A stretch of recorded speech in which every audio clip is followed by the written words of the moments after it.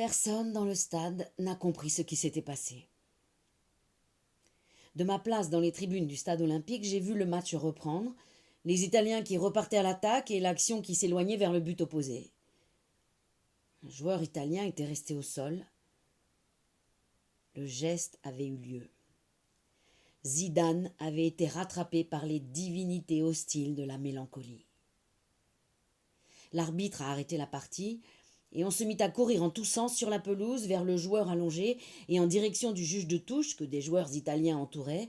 Mon regard allait de gauche à droite, puis dans mes jumelles, j'ai isolé Zidane. Instinctivement, le regard se dirige toujours vers Zidane. La silhouette de Zidane en maillot blanc, debout dans la nuit, au milieu du terrain. Son visage en très gros plan dans le viseur de mes jumelles.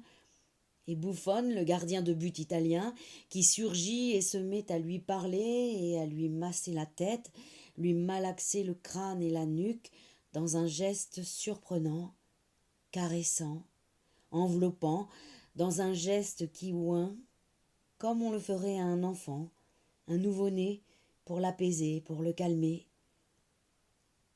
Je ne comprenais pas ce qui se passait. Personne dans le stade ne comprenait ce qui se passait. L'arbitre s'est dirigé vers le petit groupe de joueurs où se tenait Zidane et a sorti un carton noir de sa poche qu'il a brandi en direction du ciel de Berlin. Et j'ai compris tout de suite qu'il était adressé à Zidane, le carton noir de la mélancolie.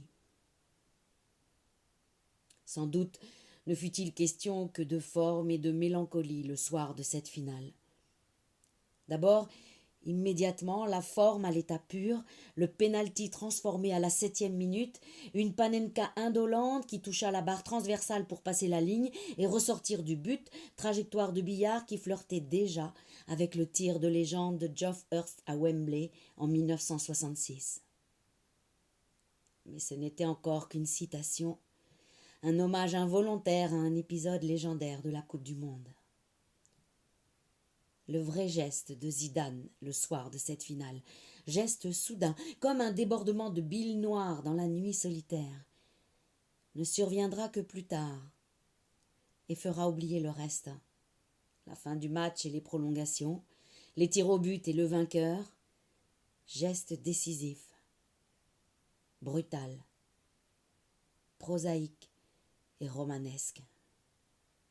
Un instant d'ambiguïté parfait sous le ciel de Berlin.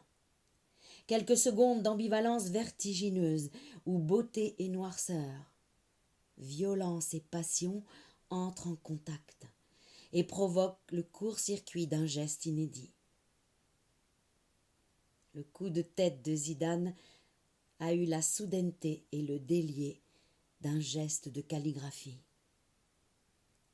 S'il n'a fallu que quelques secondes pour l'accomplir, il n'a pu survenir qu'au terme d'un lent processus de maturation, d'une longue genèse invisible et secrète. Le geste de Zidane ignore les catégories esthétiques du beau ou du sublime. Il se situe au-delà des catégories morales du bien et du mal. 1998. Cette histoire commence en 1998, avec cette date qui me paraît soudain très lointaine, enfoncée dans le passé, déjà lourdement enfouie dans le XXe siècle achevé, qui paraîtra d'un autre temps aux générations futures. C'est un chiffre éminemment étrange, ce 1998, avec ce 1 et ce 9 qui semblent déjà périmés à nos yeux contemporains, comme si cette date 1998, pourtant encore si proche de nous, pourtant encore si intimement liée à nos vies, à notre temps, à notre chair et à notre histoire, à nos baisers et à nos peines, avait mordu malencontreusement la bordure du siècle précédent et avait, par mégarde, mis le pied dans le passé. Nous n'y sommes pour rien, mais nous sommes compromis par ce passé dont nous aurions voulu rester à l'écart. Nous savons d'instinct que le passé, lorsqu'on le découvre sur de vieilles photos ou des images d'archives, a toujours un côté un peu gauche, empoté, attendrissant, voire risible, alors que le présent, qui n'est pourtant rien d'autre que son exacte anticipation, serait, lui, sérieux, fiable et digne de respect. Mais c'est bien en 1998 que commence cette histoire. Jean, mon fils, avait 9 ans, Anna, ma fille, en avait 4. C'est en 1998, très précisément le 10 juin 1998, que, pour la première fois de ma vie, je me suis rendue dans un stade pour assister à un match de la Coupe du monde de football. Les dates des Coupes du monde qui ont suivi, 2002, 2006, 2010, 2014, sont des dates qu'on pourrait dire synonymes de 1998. Mais elles ne sont en rien homonymes, car elles échappent à la flétrissure de ce 1 et de ce 9 bizarres et désuets qui les marquent au fer rouge et les inscrivent dans le passé, irrévocablement. Émerveillement. Le football, comme la peinture, selon Léonard de Vinci, est cosa mentale. C'est dans l'imaginaire qu'il se mesure et s'apprécie. La nature de l'émerveillement que le football suscite provient des fantasmes de triomphe et de toute puissance qu'il génère dans notre esprit.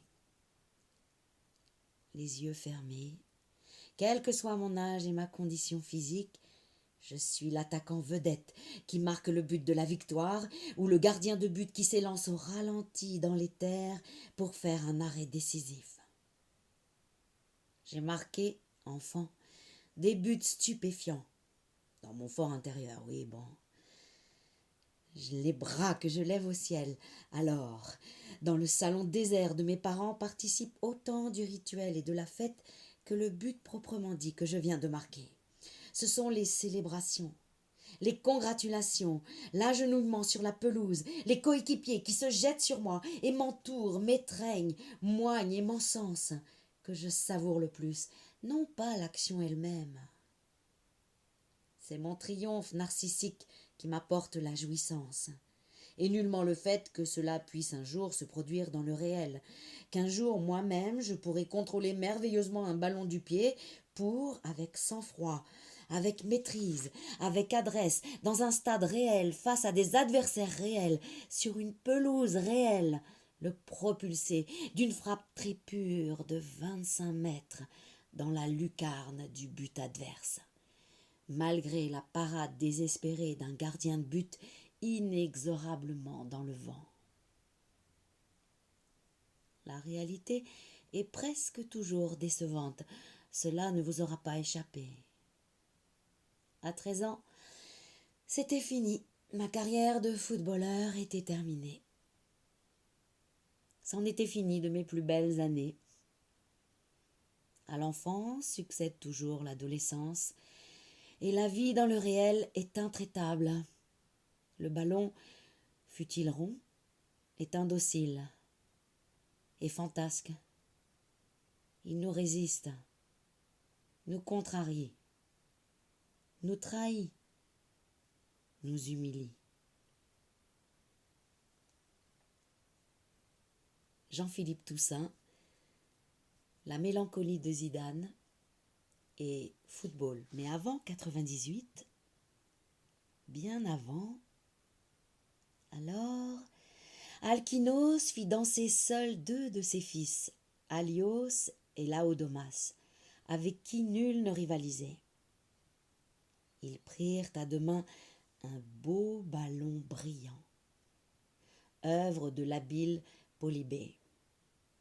L'un le lançait jusqu'aux sombres nuées en se renversant en arrière, l'autre sautant en l'air le recevait en souplesse au vol. Après qu'ils eurent ainsi dansé en ligne droite avec le ballon, ils dansèrent sur la terre nourricière en chassé-croisé rapide. Les autres jeunes gens, debout dans l'arène, battaient la cadence. Un bruit formidable s'ensuivait. Le divin Ulysse s'adressait à Alkinoos. « Excellent Alkinoos, le plus illustre de tout ce peuple, tu m'avais affirmé que vos danseurs étaient les meilleurs du monde. J'en ai la preuve. Je les ai vus et je m'incline. La danse du ballon. Homère.